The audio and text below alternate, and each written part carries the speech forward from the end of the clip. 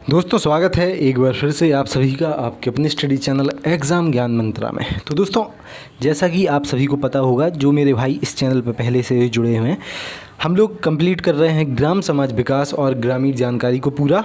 ग्राम समाज विकास की ये 9वीं क्लास है। इससे पहले हम लोग 8 क्लासें पूरी कंप्लीट कर चुके हैं।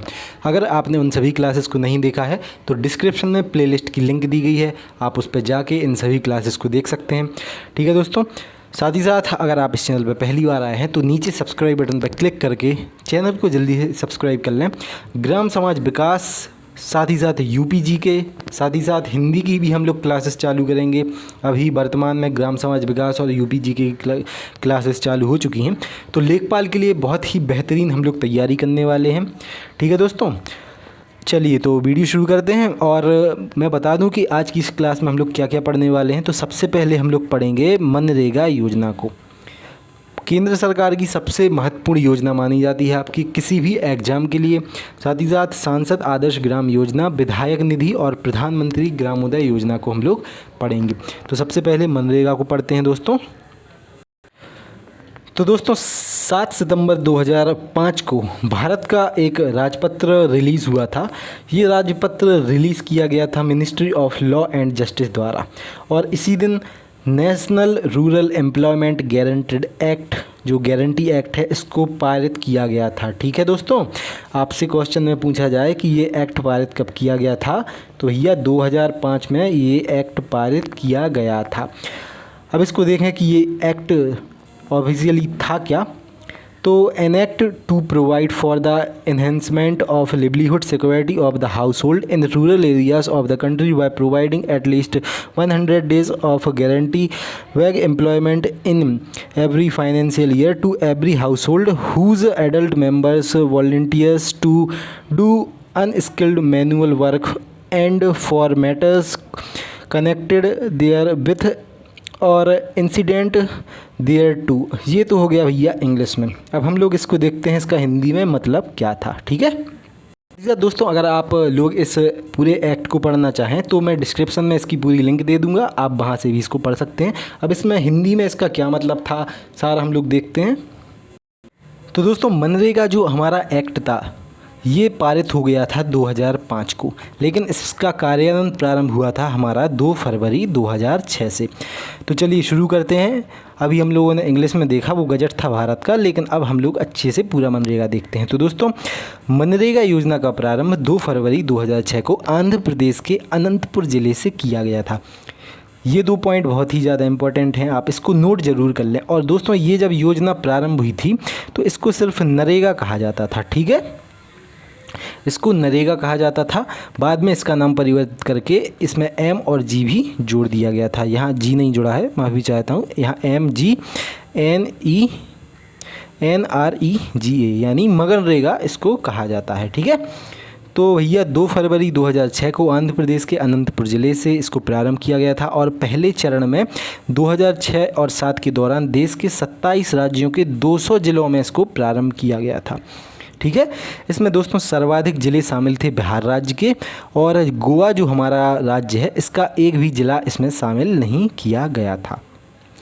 अब दोस्तों इसका नाम परिवर्तित करके 1 अप्रैल 2008 से यह योजना संपूर्ण देश में लागू कर दी गई थी।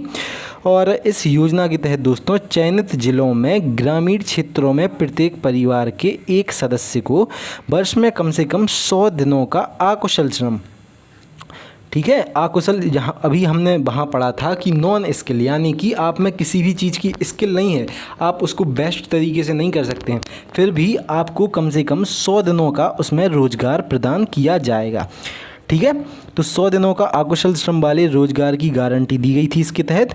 और 2 अक्टूबर 2009 में नरेगा का नाम परिवर्तित करके दोस्तों मनरेगा कर दिया गया था। अब इसमें अगर बात करें कि केंद्र और राज्य में इसमें वित्त कितने अनुपात में खर्च होता है, तो जिस राज्य में यह योजना लागू होती है उसमें 75:25 के अनुपात में आपका वित्त का बंटवारा हो जाता है। यानी कि 75% भाग आपका खर्च कौन करेगा, केंद्र करेगा, और 25% भाग उस राज्य सरकार को खर्च करना पड़ेगा। तो दोस्तों ये थी हमारी पूरी मनरेगा योजना।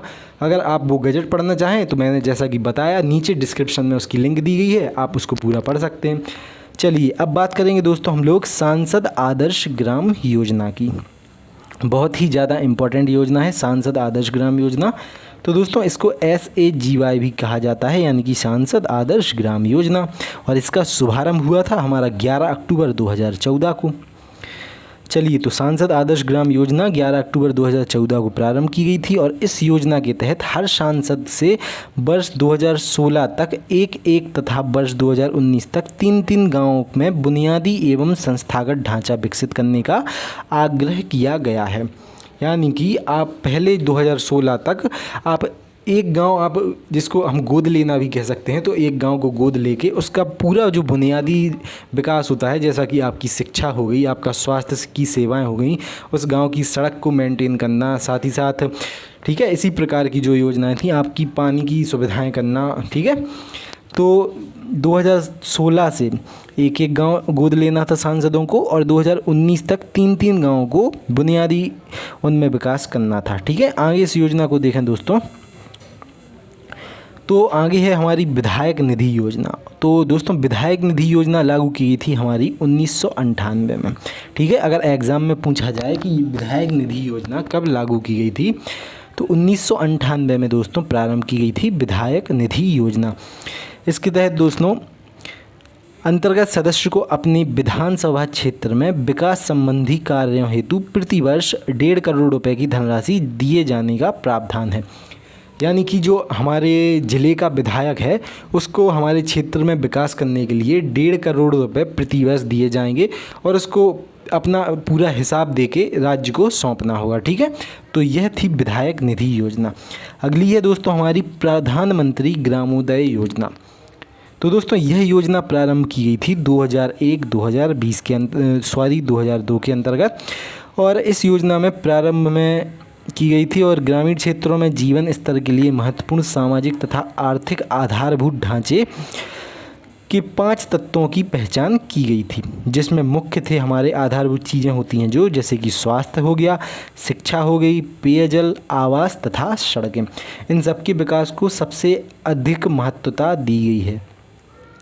तो प्रधानमंत्री ग्रामोदय योजना का यही लक्ष्य था कि जो हमारी बेसिक चीज़ें होती हैं, स्वास्थ्य, शिक्षा, पेयजल, आवास और सड़कें, तो इनको विकसित करना, इनकी जो सबसे इनकी अच्छी क्वालिटी होती है ग्रामीण क्षेत्रों में प्रोवाइड कराई जा सके। ठीक है दोस्तों, तो आज की क्लास यहीं पर कंप्लीट होती है। हम लोगों ने आज 4 योजनाएं पढ़ी हैं। इन सब योजनाओं में जो Mahatma Gandhi national rural employment guarantee act यानी कि मनरेगा था, वो सबसे ज़्यादा इम्पॉर्टेंट है। ठीक है, तो अगर दोस्तों आप इन नोट्स की PDF चाहें तो डिस्क्रिप्शन में आपको पूरी जानकारी भी मिल जाएगी। आप इन नोट्स की पूरी PDF बाय कर सकते हैं हम एग्ज़ाम ज्ञान मंत्रा से। ठीक है, वीडियो कैसी लगी आप कमेंट बॉक्स में ज़रूर बताएं और आपके जो सुझाव हों वो भी कमेंट बॉक्स में ज़रूर बताएं और इस वीडियो को एक लाइक ज़रूर कर दें। मिलते हैं दोस्तों अगली वीडियो में। और जैसा कि मैंने बताया था कि UPJK की भी क्लास स्टार्ट हो चुकी हैं, तो कल से आप वो क्लास भी अटेंड ज़रूर करें। ठीक है दोस्तों, जय हिंद, जय भारत।